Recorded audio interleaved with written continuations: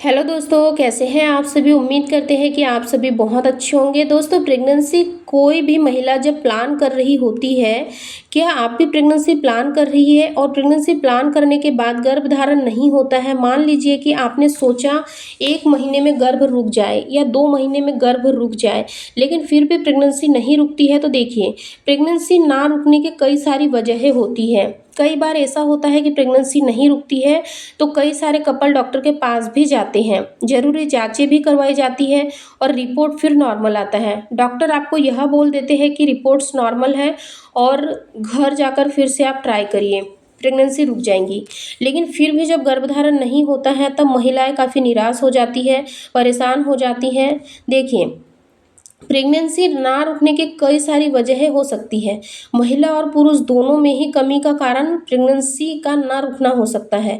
जैसे पुरुषों के अंदर स्पर्म की क्वालिटी, उसकी मोटिलिटी और मॉर्फोलॉजी, और अगर फीमेल्स की बात करें तो महिलाओं में कई कारण हो सकते हैं, छोटे बड़े कई कारण हो सकते हैं। जैसे कि गर्भाशय से जुड़ी हुई समस्या हो सकती है, पीसीओडी पीसीओएस का होना, उनमें थायराइड में कोई प्रॉब्लम होना, थायराइड हार्मोन्स की स्थिति ठीक ना होना, अगर आपके फैलोपियन ट्यूब में ब्लॉकेज है, अगर आपको एंडोमेट्रियोसिस की प्रॉब्लम है, अगर आपके हार्मोन्स ठीक से काम नहीं करते हैं, आपकी एग की क्वालिटी अच्छी नहीं है, आपकी लो एमएच है, तो ऐसी कंडीशन में प्रेगनेंसी कंसीव करना बहुत ज़्यादा मुश्किल हो जाता है। कई बार ऐसा होता है कि डॉक्टर अगर आपकी जांच कर भी रहे हैं तो वो मेन सारे टेस्ट कर लेते हैं और उनमें से कोई भी कमी नहीं निकल पाती है, तो फिर आपकी रिपोर्ट्स भी नॉर्मल होती है और आपको कोई कारण भी पता नहीं लगता है कि आपके रिपोर्ट्स में दिक्कत कहाँ है। और सारी रिपोर्ट्स अगर नॉर्मल है तो फिर प्रेगनेंसी कंसीव क्यों नहीं हो रही है। तो ऐसी जो कंडीशन आती है उसको हम अनएक्सप्लेनेटेड इनफर्टिलिटी का रीज़न बनती है, यानी कि इनफर्टिलिटी की प्रॉब्लम तो है लेकिन पता नहीं लग रहा है कि क्या प्रॉब्लम है। देखिए, अगर हम बात करते हैं कि प्रेगनेंसी क्यों नहीं हो रही है, अगर सारी रिपोर्ट्स नॉर्मल है, इसके बाद भी अगर प्रेगनेंसी नहीं रुक रही है, स्पेशली अगर कुछ डॉक्टर बहुत ज़्यादा आपकी रिपोर्ट्स निकलवाएंगे, बहुत ज़्यादा जांच करवाएंगे, तो उसमें पता लग जाता है। लेकिन ऐसा होता नहीं है। जनरली एग या फिर स्पर्म, ये 2 जांचें सबसे पहले कराई जाती हैं। आज मैं एक कारण बताने वाली हूँ जिसकी वजह से प्रेगनेंसी कंसीव करने में दिक्कत आती है, और वो कारण होता है विटामिन की कमी होना।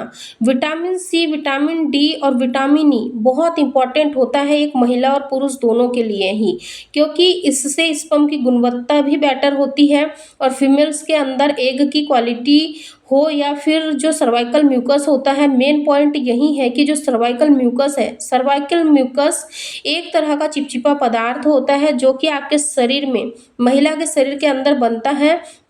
जब उसके शरीर में एक एग का पूर्ण रूप से निर्माण होता है और वह उस एग को ओव्यूलेशन के दिनों में शरीर से निकलने में मदद करती है। सर्वाइकल म्यूकस के अंदर जो स्पर्म होते हैं वो लाइव रहते हैं, काफ़ी दिनों तक सर्वाइव कर पाते हैं और उनको एक स्पीड मिलता है एग को जाकर फर्टिलाइज्ड करने का, और देन फिर प्रेगनेंसी आपको कंसीव हो जाती है। अगर आपके शरीर के अंदर विटामिन ई की कमी है तो इससे सर्वाइकल म्यूकस बहुत ज़्यादा प्रभावित होते हैं। कई कई बार महिलाओं को संबंध बनाते समय ड्राइनेस सी फील होती है। कई बार ओवुलेशन के दौरान जो सर्वाइकल म्यूकस फील होना चाहिए वह फील नहीं होता है, और ये सारे ही रीज़न जो है प्रेगनेंसी कंसीव नहीं होने देते हैं। तो विटामिन ई की डिफिशियंसी जो है वो आप चेक भी करवा सकते हैं, डॉक्टर से कंसल्ट करके इसकी जांच भी होती है। और यदि आपको अनएक्सप्लेनेड इनफर्टिलिटी है, काफ़ी वक्त से प्रेगनेंसी नहीं रुक रही है, तो किन विटामिन की आपके शरीर में कमी है इसकी जांचें भी होती है। उसके सप्लीमेंट्स भी इन गायनिकोलॉजिस्ट आपको सजेस्ट कर सकते हैं, डॉक्टर बता सकते हैं। लेकिन विटामिन ई का रोल होता है कि आपके सर्वाइकल म्यूकस को बहुत ही अच्छे से मेंटेन करना, हर महीने और फिर गर्भधारण कराना। आसानी से विटामिन ई नेचुरल सोर्सेज से बहुत ज़्यादा मिलता है। एक चीज़ ध्यान में रखिएगा कि वो सारी दिक्कतें, मान लीजिए कि यूट्रस के स्ट्रक्चर में प्रॉब्लम है, आपके एग ठीक से नहीं बनती है, हार्मोन्स की प्रॉब्लम है, तो डॉक्टर कई बार मेडिसिन तो दे सकते हैं आपको, वो भी हर चीज़ की मेडिसिन अवेलेबल नहीं होती है। कुछ चीज़ें ऐसी भी होती है जो लाइफस्टाइल ख़राब होने की वजह से या फिर हेल्दी डाइट ना लेने की वजह से आपके शरीर में विकृति के रूप में पैदा होती है, बढ़ जाती है। और ऐसी कंडीशन में आज की डेट में विटामिन की बहुत ज़्यादा कमी पाई जाती है। हर फीमेल बॉडी के अंदर विटामिन डी की डिफिशियंसी सबसे ज़्यादा होती है, जिसकी वजह से कमर दर्द होता है। जिन्हें बच्चा नहीं है, जिनका ऑपरेशन नहीं हुआ है, उनका भी बोन डेंसिटी कम होता है, उनके भी कमर में दर्द हो रहा है। इसके अलावा विटामिन ई, जो मैंने आपको बताया कि सर्वाइकल म्यूकस के लिए बहुत इंपॉर्टेंट है, पुरुषों में स्पर्म की क्वालिटी और स्पर्म की मोटिलिटी अच्छी रखने के लिए बहुत ज़रूरी होती है। तो नेचुरल सोर्सेज से इन कमियों को पूरा आप कर सकती है, यानी कि विटामिन ई की डिफिशियंसी को ख़त्म कर सकती है। उसके लिए आपको प्रतिदिन एक एवोकाडो खाना होगा। एवोकाडो जनरली हर जगह आजकल मिल जाता है और एवोकाडो के बहुत हेल्थ बेनिफिट होते हैं। साथ ही साथ अगर मैं फर्टिलिटी की बात करूँ, फर्टिलिटी इन द सेंस कि अगर प्रेगनेंसी रुकने में दिक्कत आती है तो फर्टिलिटी के रेशियो को हाई करने के लिए एक एवोकाडो लेना बहुत इंपॉर्टेंट है। महिला पुरुष दोनों को ही प्रतिदिन एक एवोकाडो खाना ही चाहिए। इसके अलावा पीनट का सेवन कर सकती है आप, आलमंड का सेवन कर सकती है, बादाम का सेवन कर सकती है आप, सनफ्लावर सीड्स का भी इस्तेमाल कर सकती है। सीड साइकिलिंग के दौरान मैंने बताया है उन वीडियोस में कि किस किस तरह से आप सनफ्लावर सीड्स को ले सकती है और इससे कैसे आपके हार्मोन्स जो होते हैं वो बढ़ते हैं और वह सपोर्ट करते हैं आपके इम्प्लांटेशन को, ओव्यूलेशन को।